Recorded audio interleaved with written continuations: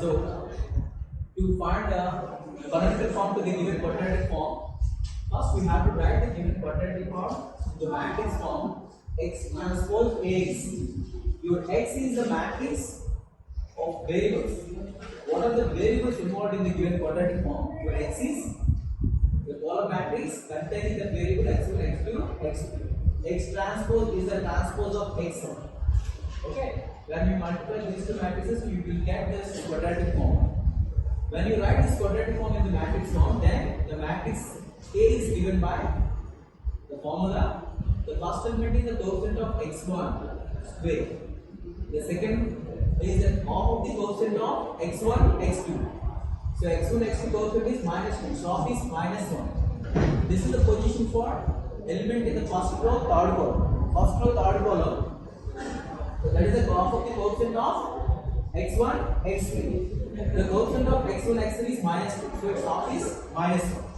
Next, this is the position for the element second row, third column. So x2, x3. So if you name it as this is the first element, second element, third element, it is very easy to identify the position of the element. So this is the position of the element, second row, third column. So 2, 3. So 2, 3 and x2, x3. The coefficient of x2, x3 is 2. Its half of 2 is 1. All the principal diagonal elements are the coefficient of x1 square, coefficient of x2 square, the coefficient of x3 square. A is symmetric. So using the property, this position is minus 1. This position also minus 1. This position also 1.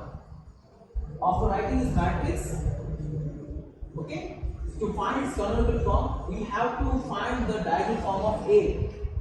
You know, the diagonal form of A is given by the model matrix of the A. So to find the model matrix, first we have to find the eigenvalues of A and its corresponding eigenvectors. Okay? The eigenvalues of A are the roots of the characteristic equation of A. After solving the characteristic equation of A, we will get these three roots. Because A is 3 by 3 matrix, so we will get three roots. You know how we can find these roots?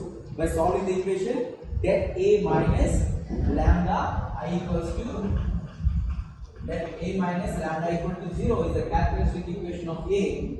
Okay, we will get the third degree polynomial equation in lambda. So we have three roots.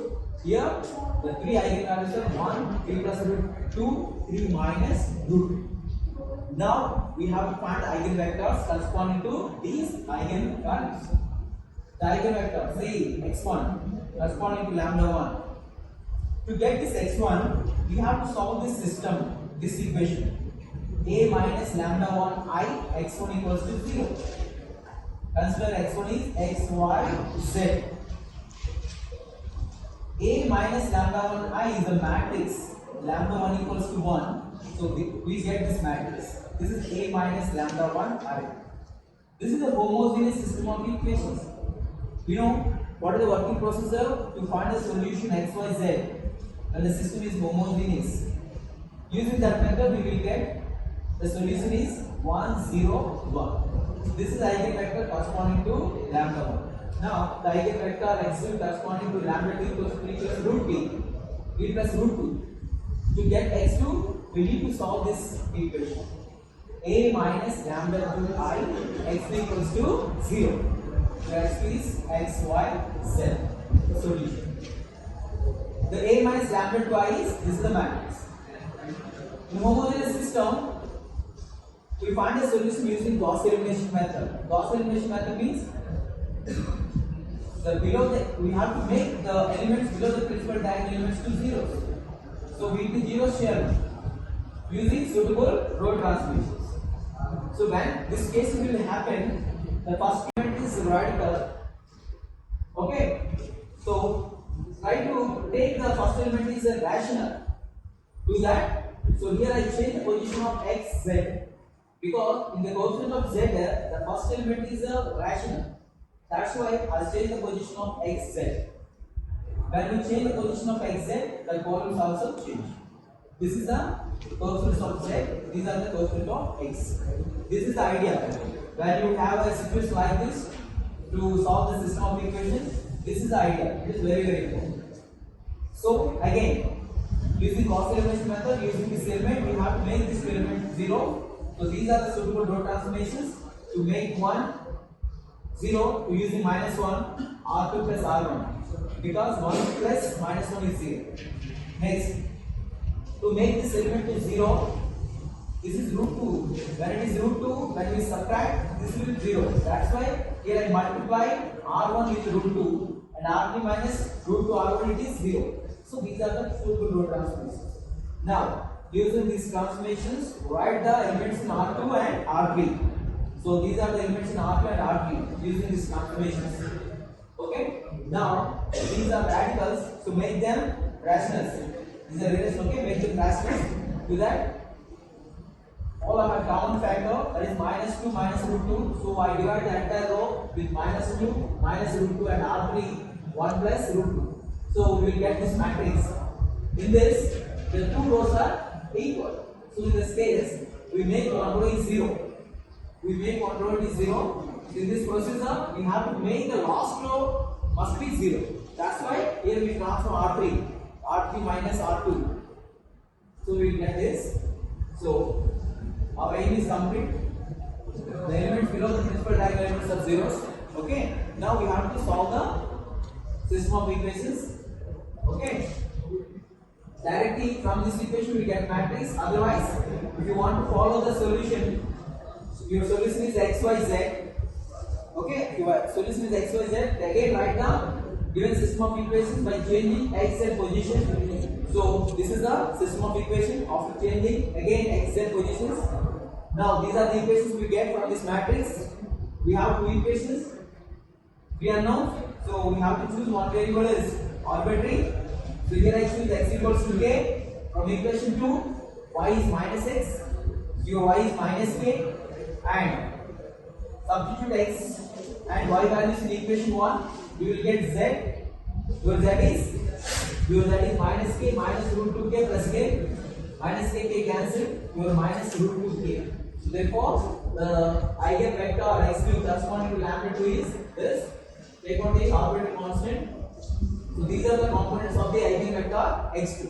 Okay. So the eigenvector corresponding to lambda 2 is 1 minus root position. The eigenvector, similarly, the eigenvector x3 corresponding to the eigenvalue lambda 3 equals to 3 minus root 2. 3 minus root 2. This all the same system of equations. So what do you mention there? Components.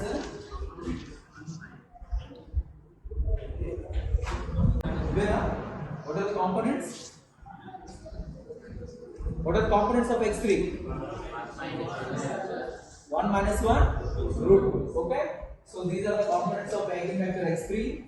So what is the model matrix? Okay. To find its model matrix, first you put find the magnitude of x1. Its model matrix, first you put find the magnitude of x1. What is the magnitude of x1? Your magnitude of x1 is root 2. What is the magnitude of x2? The magnitude of x2 is, okay, that is root 4, that is equals to 2. Similar to the magnitude of x3 also 2. Magnitude of x3 also 2. Your model matrix, the required model matrix, m equals to x1 cap, x2 cap, x3 cap. So this is x1 by 1 x1, x2 by 1 x2, x3 by 1 x3. The unit vector we will get unit vector by dividing each component with its magnitude.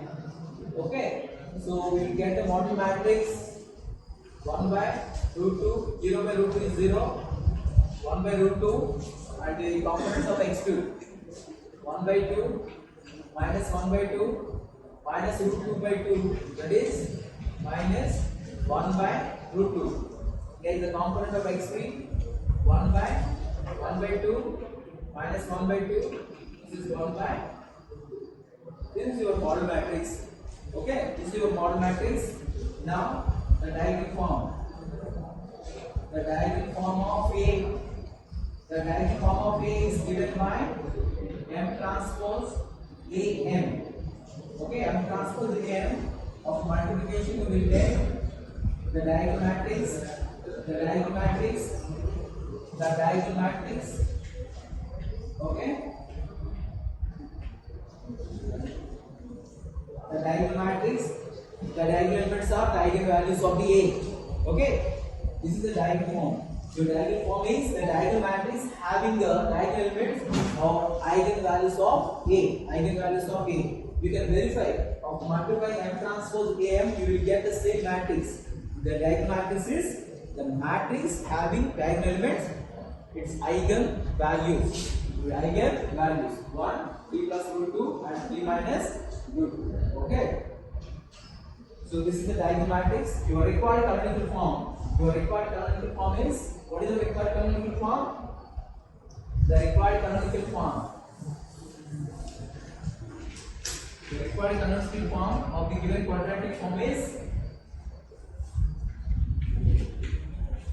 the required canonical form of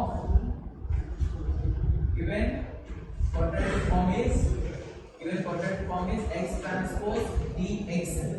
X transpose dx, this gives, okay, x1 square 1 into, what is x eigenvalue? 3 plus root 2 x2 square plus 3 minus root 2 x3 square. This is your canonical form. Canonical form is the sum of squares only. Sum of squares only. The coefficients of squares are its eigenvalues. What are the eigenvalues we get? Okay, the coefficients are the eigenvalues. So this is the canonical form of the given quadratic form. Okay, this is the way to write any quadratic form into sum of squares only. Okay, the sum of squares only. So this is a very important question, to write any given quadratic form only in sum of squares. Okay, this is called as the canonical form of the quadratic form. Based on this, we can decide what is the nature of the given quadratic form. If all terms are positive, then the given quadratic form is positive definite. If all terms are negative, okay, the given quadratic form is negative definite. Okay, and also we can say what is the index of the quadratic form. The number of positive terms in the canonical form is the index of the quadratic form. How many positive terms we have in the quadratic form? 3 positive terms, because root 2 is less than 3. You know what is the root 2 value? 1.414 value. So 3 minus 1.414 it is also positive. So all terms are positive. So therefore the index of the quadratic form is 3. Okay, what is the signature of the quadratic form? The signature of the quadratic form is the number of positive terms minus negative terms in the canonical form. So all are positive, there is no negative terms. So its signature also 3. Signature also 3. So what is the nature?